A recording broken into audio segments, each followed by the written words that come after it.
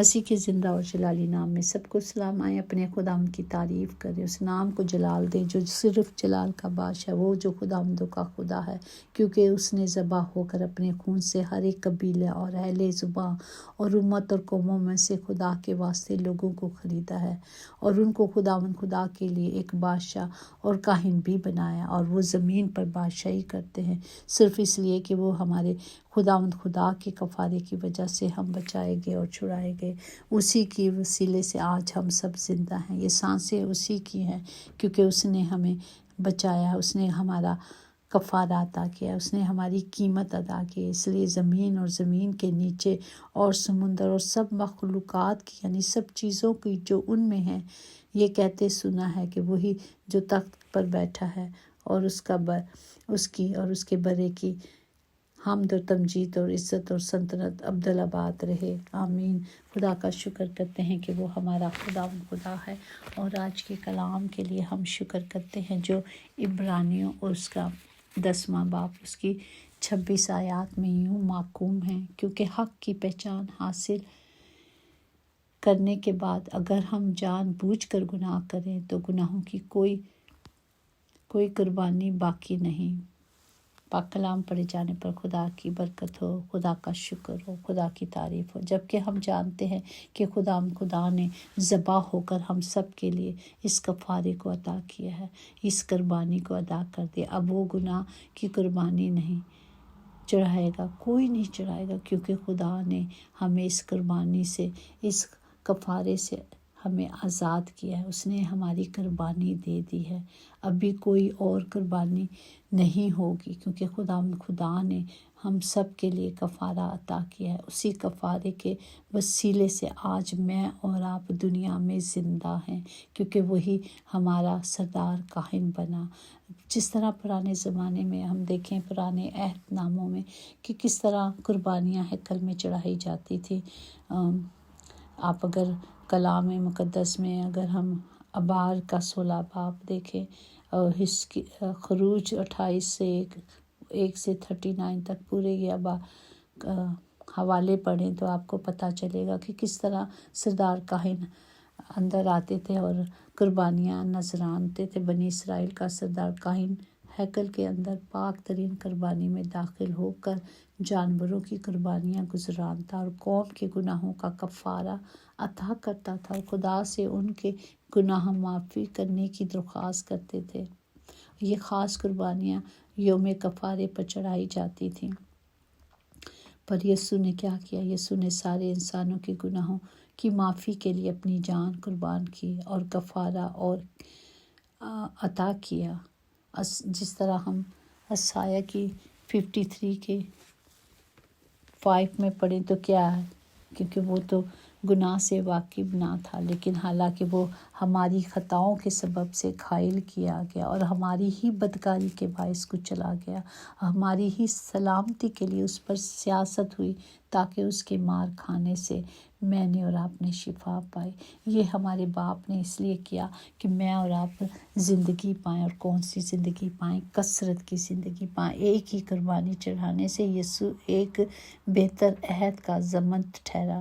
خدا کے نئے عہد کی بنیاد یسوع پر ہے، اور اس نے دنیا کے جگ کے گناہوں کو اٹھا لیا، اس نے آزاد کر دیا۔ آج میں اور آپ صرف اس کفارے کے وسیلے سے زندہ ہیں۔ اور اس کا مطلب یہ نہیں، یسوع نے نہیں کہا کہ میں موسیٰ کی شریعت ختم کرنے بلکہ پورا کرنے آیا ہوں۔ اگر ہم رومیوں 3 باب میں دیکھیں تو میں یوں محکوم ہے کہ پس کیا ہم شریعت کو ایمان سے باطن کرتے ہیں؟ ہرگز نہیں، بلکہ شریعت کو قائم رکھتے ہیں۔ متی 5:17 میں یہ نہ سمجھو کہ میں توریت یا نبیوں کی کتابوں کو منسوخ کرنے آیا ہوں، بلکہ پورا کرنے آیا ہوں۔ اس کا مطلب یہ ہے کہ خدا کامل ہے، اور وہ کامل سردار یسوع مسیح ہے جو ہمارا نجات دہندہ ہے، جس پر ہمیں نجات پاتے ہیں۔ صرف اسی نام سے آسمان اور زمین کے نیچے کوئی ایسا نام نہیں بخشا گیا سوائے یسوع ناصری کے، کیونکہ یسوع کی قربانی کامل افضل ہے، اور اسی لیے اب ہم اور قربانی کی کوئی ضرورت نہیں، کیونکہ قربانی ہو چکی۔ اگر ہم دیکھیں کہ کلام مقدس میں لکھا ہے، عبرانیوں 9:12 میں لکھا ہے، اور بکریوں اور بچھڑوں کا خون سے کچھ نہیں ہوتا تھا، اس لیے اب ہمیں ایک کامل پاک مکان میں داخل کرنے کے لیے ہمارا خداوند ہمیں لے گیا۔ اس نے اپنا ابدی خون دے کر ہمیں ابدی سلامتی بخش دی۔ پریز دی لارڈ۔ اس کے بعد کچھ بھی نہیں، سب ختم ہے، کیونکہ خدا آیا، وہ ہمیں بچا کر لے گیا، اس نے ہمیں بچا دیا۔ ہم نے صرف اس کلام پر توکل کرنی ہے، کھڑے رہنا ہے کہ خداوند ہی زندہ اور میرا نجات دہندہ ہے۔ وہ ہمارا ایسا بڑا کاہن ہے جو خدا کے گھر کا مختار ہے، وہ خدا زندہ خدا ہے، اور ہمیں صرف اس پر توکل کرنا ہے۔ اس کی قربانی نے گناہوں کو دور کر دیا۔ یسوع کی قربانی کامل ہے، اس لیے ہمیشہ کے لیے ہے اور ہمیشہ قائم رہے گی۔ اس کے بعد کسی ضرورت نہیں، کیونکہ وہ کہہ کے چلا گیا کہ راہ حق زندگی میں ہوں، میں ہی ابدی زندگی ہوں۔ جو اس پر ایمان رکھتا ہے وہ ہمیشہ کی زندگی پاتا ہے، اور ہمیشہ کی زندگی صرف خداوند میں ہے۔ اگر ہم بار بار گناہ کرتے ہیں، غلطیاں کرتے ہیں اور سوچتے ہیں کہ کوئی اور مسیح آئے گا، اب کوئی مسیح نہیں آئے گا۔ ہم نے صرف کلام پر چلنا ہے اور کلام کے مطابق اپنی زندگی کو بسر کرنا ہے۔ ہمیں صرف اس زندہ کلام کو لے لینا ہے جو روشنی ہے، اور جب ہم روشنی میں چلیں گے تو پھر ہم اندھیروں کے سبب سے پھر گناہوں میں نہیں گریں گے، کہ ہمیں روشنی میں چلنا ہے۔ اور روشنی کیا ہے؟ کلام ہے۔ جس طرح پہلے خداوند یسوع مسیح کے ساتھ خداوند خود تھے، جس طرح کلام مقدس میں محکوم ہے کہ خدا نے یسوع ناصری کو اس طرح مسح کیا کہ وہ روح القدس کی قدرت سے اس طرح مسح کیا تھا کہ وہ بھلائی کرتے، اور ان سب کو جو ابلیس کے ہاتھوں سے ظلم اٹھاتے تھے شفا دیتے پھرتے تھے، کیونکہ خداوند ان کے ساتھ تھے۔ آج خدا کا کلام، آج خدا کے وعدے میرے اور آپ کے ساتھ ہیں۔ جب ہمارے پاس کلام ہے تو مطلب خداوند ہمارے ساتھ ہے، تو خداوند ہمیں بچاتا ہے، چھڑاتا ہے ہمیں ہر برائی سے، برے وقتوں سے، بری چیزوں سے، ہر گندگی سے نکال کر صرف یہ کلام لے کر آتا ہے۔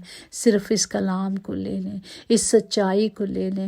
یہ بادشاہ کی کنگڈم کے لیے ہے، اور اس کی بادشاہ یہی ہے کہ ہم اس کے حکموں کو مانیں۔ جب ہم ایک کسی حکومت کے تحت رہتے ہیں، کہیں بھی، ہر جگہ ہر کنٹری میں، ہر جگہ جہاں بھی حکومتوں کے اپنے معاہدے ہیں، انہوں نے اپنی حکومت کے مطابق رولز بنائے ہوئے ہیں، قانون ہیں۔ ہمارے خدا کا قانون اس بائبل میں ہے، ہمیں اسے پڑھنا ہے۔ ہمارے بادشاہوں کا خداوندوں کا خدا جو سچا ہے، یہ کلام ہے، اور اس کلام پر سب کچھ ہے۔ جب ہم اپنے آپ کو خدا کی کنگڈم کے لیے تیار کریں گے تو اس کنگڈم کے لیے ہمیں اس کتاب کو لینا ہے، کلام مقدس کو لینا ہے۔ اس کے مطابق ہم خدا کی مرضی پہ چلیں گے، اس پر چلیں گے تو ہم ہمیشہ کی زندگی پائیں گے، کیونکہ یہ روشنی ہے، اور یہ روشنی ہمارے قدموں کا چراغ ہے۔ جب ہم اس روشنی میں چلیں گے تو ہم بھی روشن رہیں گے، ہمارے گھرانے بھی، ہمارے بچے بھی، ہماری نسلیں بھی، اور ہزاروں نسلیں، کیونکہ یہ خدا کے وعدے ہیں، اور اس کے وعدے سچے اور برحق ہیں۔ ہم روز ایک کلام پر سوچتے ہیں، روز ایک بار صرف یہ کلام لینا ہے اور اس کلام پہ توکل کرنی ہے، اور جو اس کلام پر توکل کرتا ہے خدا اسے کبھی شرمندہ نہیں ہونے دیتا، کیونکہ وہ اپنے نام کے لیے کرتے ہیں۔ ہمیں اس نام پہ کھڑے ہو جانا ہے، کیونکہ آسمان اور زمین پر اس نام کے سوا کوئی نام بخشا نہیں گیا، اور خداوند اپنے ہر نام سے زیادہ اپنے کلام کو اہمیت بخشتے ہیں۔ پریز دی لارڈ۔ تو جب یہ کلام ہمارے ساتھ ہے، ہمارا باپ ہمارے ساتھ ہے، تو پھر ہمیں کسی چیز سے خوف نہیں کھانا، بلکہ اس روشنی میں چلتے رہنا، کیونکہ یہی ہمارا محکم قلعہ ہے، یہی ہمارے چھپنے کی جگہ ہے، یہی ہمارے پاس ہتھیار اور اختیار ہے۔ ہمیں اسے لے لینا ہے تاکہ ہم سب اس میں چلیں اور اس میں چل کر ہمیشہ کی زندگی پائیں۔ خداوند ہم سب کو اس کلام کے وسیلے سے برکت دے، تاکہ ہم ہمیشہ کلام میں بڑھتے جائیں اور اس کے نام کو جلال دیتے رہیں، اور ہمیشہ کی ابدی زندگی اس میں پائیں۔ جب ہم اس کلام میں چلیں گے تو نہ کوئی بیماری ہمارا پوشن ہوگا، نہ کوئی غربت ہمارا پوشن ہوگا، کوئی چیز ہمیں کوئی بھی چیز ہمارے نزدیک نہیں پہنچ سکتی، کیونکہ خدا کا کلام اور اس کے وہ ہمارے ساتھ ہے۔ ہمیں صرف کلام کو لینا ہے۔ خداوند سب کو برکت دے، سب کے ساتھ ہو۔ آج تمام گھروں کے خطے بھرے رہیں، کوئی کمی کوئی کمزوری نہ ہو، کیونکہ وہ جب ہمارے ساتھ ہے تو ہم کبھی کمزور ہو نہیں سکتے، کیونکہ وہ ہمیں اپنے زور سے، اپنی قدرت سے اور اپنی قوت سے بھرتا ہے۔ خداوند سب کو برکت دے اور ہمیشہ اپنے میں بڑھنے کا بھاری فضل دے۔ یسوع نام میں قدرت، قوت، طاقت پائی جاتی ہے، اسی نام سے ہم نے مانگا اور پایا ہے۔ آمین۔ Praise the lord. God bless you all. Thank you so much.